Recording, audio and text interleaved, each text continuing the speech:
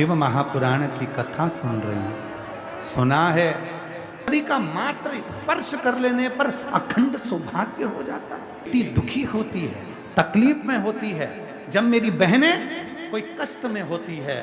शिव जी जिन बच्चों को पढ़ने में रुचि होती है,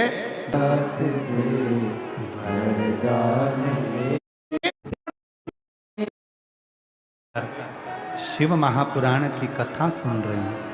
सुना है तूने दुनिया को किसी को भी खाली नहीं भेजा, चोर को भी तू कुबेर बना देता है, भगवान विष्णु को लक्ष्मी दे देता है, ब्रह्मा को ब्रह्माणी दे देता है, इंद्र को इंद्राणी दे देता है, दुनिया के लोगों में बुद्धि दे देता है। तू अष्ट सिद्धि नवनिधि का दाता है, सारी रिद्धि सिद्धि तेरी बहुएं हैं, बुद्धि तेरा पुत्र है। हे शिव ऐसी कृपा कर, इस पंडाल से जब मैं जाऊं मेरी झोली खाली ना रहे, 3 महीने में तेरे दरवाजे वापिस आऊं, ऐसी करुणा करते, ऐसी दया कर। उससे प्रार्थना, जिसकी बहु रिद्धि सिद्धि हो, जिसका बेटा बुद्धि हो, जिसकी बहुएं रिद्धि सिद्धि हो, जिसका बेटा षडानंद हो, जिसकी बेटी अशोक सुंदरी हो, जिस अशोक सुंदरी का मात्र स्पर्श कर लेने पर अखंड सौभाग्य हो जाता है, जिस अशोक सुंदरी का मात्र स्पर्श कर लेने पर बेटियों के जीवन के रोग समाप्त हो जाते हैं। मेरी जीजियों, आप लोग अगर शंकर जी के मंदिर में जाती हो, शिवलिंग पर जल चढ़ाती हो, वो जल जो बहकर नीचे की ओर जाता है, सामने राइट में गणेश, लेफ्ट में कार्तिक, बीच में एक मोटी सी लाइन होती है जहाँ से पानी बहकर जाता है। ये जो मोटी सी जो लाइन है, ये अशोक सुंदरी का स्थान है। जब बेटी दुखी होती है, तकलीफ में होती है, जब मेरी बहनें कोई कष्ट में होती है, शिव जी को जल चढ़ाकर यहाँ अपनी हथेली को रखकर उससे प्रार्थना करती है, मैं भी तेरी बहन हूँ, तू बाबा से बोलना कि मेरा दुख समाप्त कर दे। और अशोक सुंदरी उस हाथ के स्पर्श को पाकर शिव जी से कहकर उसके दुख को मिटवा देती है। वो अशोक सुंदरी, वो अशोक सुंदरी, तेरा जल, हेम बाबा, तेरी पूजन, तेरी साधना, तेरी आराधना, तेरी चर्चा सुख देती है।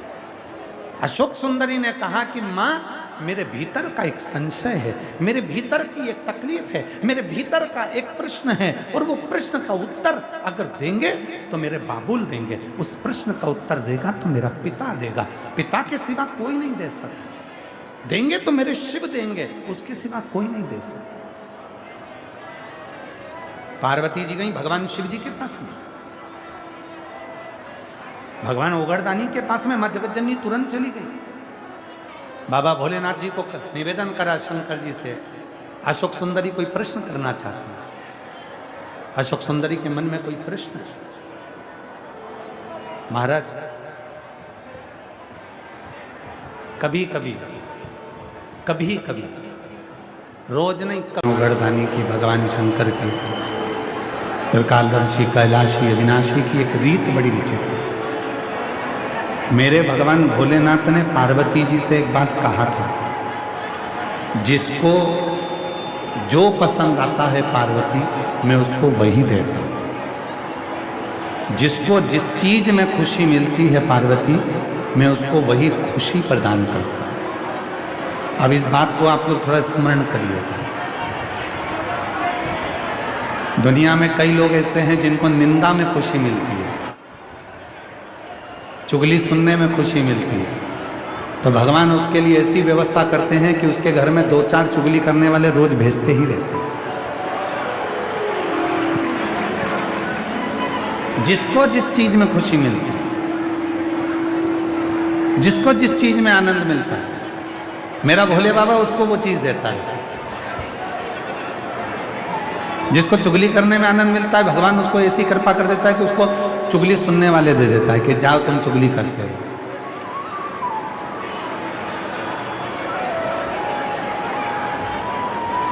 शिव ऐसी कृपा है,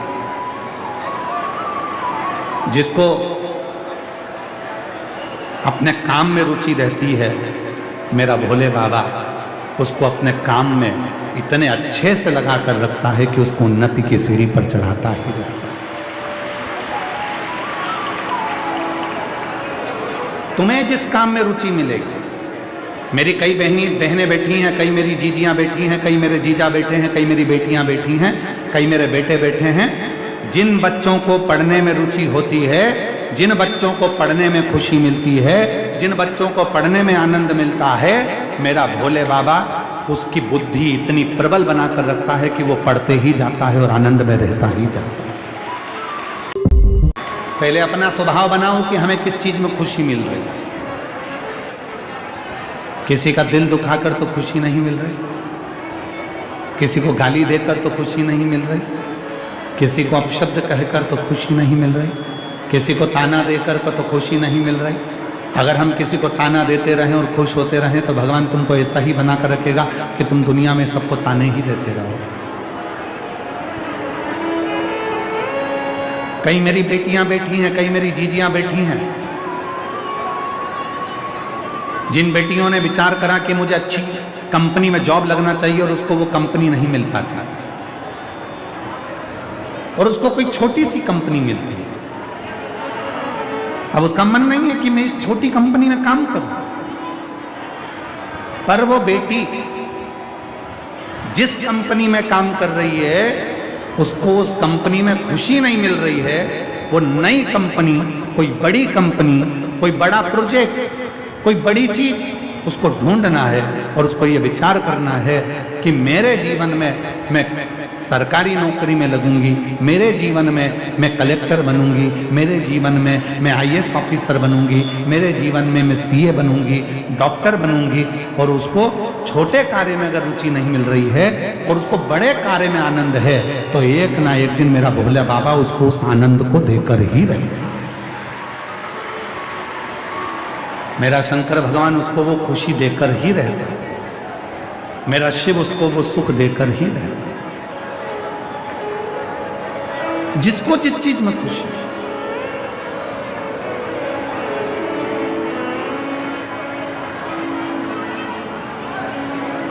हम अपने भोले बाबा से रोज व्यासपीठ पर आते हैं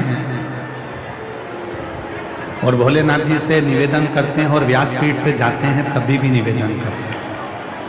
आप लोगों ने देखा होगा जब कथा चालू होती है तो हम झोली पसार कर, सिर झुकाकर उससे अपने मन की बात करते हैं, और जब कथा पूरी हो जाती है फिर झोली पसार कर मन की बात करते हैं। क्या कहते हैं? केवल एक बात, किसी माता की गोद कभी खाली ना रहे और किसी पुरुष की जेब कभी खाली ना रहे। एक निवेदन करूं मैं आपसे, हे भोलेनाथ, हे शंभुनाथ, हे त्रिकालदर्शी, हे कैलाशी, अविनाशी शिव, इतने शिव भक्त आए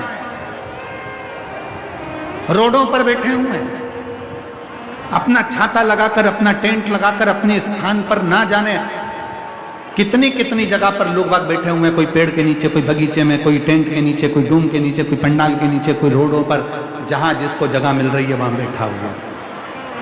पर मेरे भोले बाबा, इन्होंने सुना है कि तू देता है, और अगर तू 3 महीने में इनको नहीं देगा तो जमाना इनको कुछ नहीं कहेगा, तुझे कहेगा कि हम गए थे, इसके बाद भी उसने। श्री शिवाय नमस्तुभ्यम। स्वागत है आप सभी का आपके अपने चैनल में वांश प्रजापति में।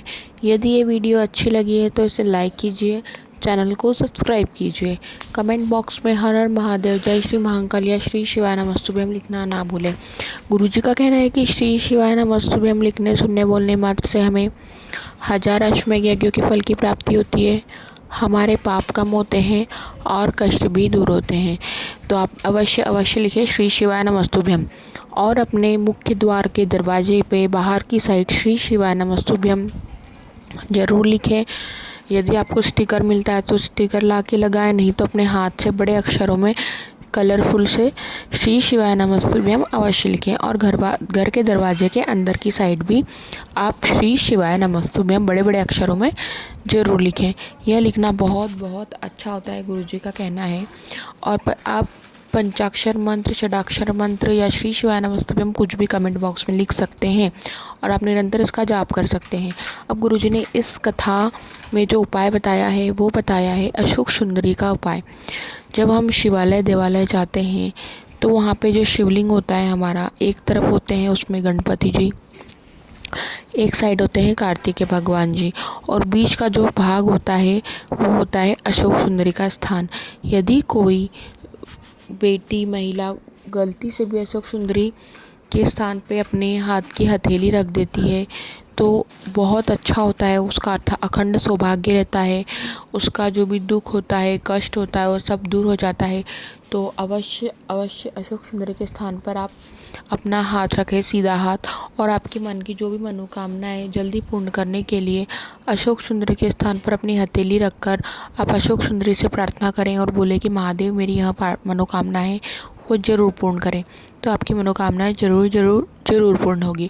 और शिवलिंग के ऊपर जल चढ़ाकर उस जल का आचमन करने मात्र से भी हमारे सारे दुख दर्द तकलीफ़ दूर हो जाती है। और गुरुजी कहते हैं कि हम जैसे रहते हैं हमें वैसे ही चीज़ें मिलती है। यदि आप चुगली करना चाहेंगे तो आपको घर में चुगली करने वाले 2-4 लोग और मिल जाएंगे। आप पढ़ाई करना चाहेंगे तो आपको पढ़ाई की और निरंतर अग्रसर रहेंगे। तो इस कथा में गुरुजी ने यही बताया है। आपको वीडियो मेरी अच्छी लगे तो उसको लाइक ज़रूर करना, चैनल को सब्सक्राइब करना, और भी अच्छी वीडियोस के लिए आप मेरे चैनल पे जाके सब्सक्राइब करके बगल में घंटी जैसे बेल आइकन बटन को प्रेस करना ना भूलें, ताकि मेरी वीडियोस की तुरंत नोटिफिकेशन आप तक पहुंच जाएगी। मैं कथा के अनुसार कथा का सार डालती हूँ और तिथि के अनुसार वीडियोस अपलोड करती रहती हूँ मेरे चैनल पर। तो आप इसको ज़रूर लाइक करें। और एक और चैनल है मेरा, कुबरेश्वर धाम सीहोर, आप वहाँ पर भी जाकर मेरे वीडियोस देख सकते हैं। धन्यवाद।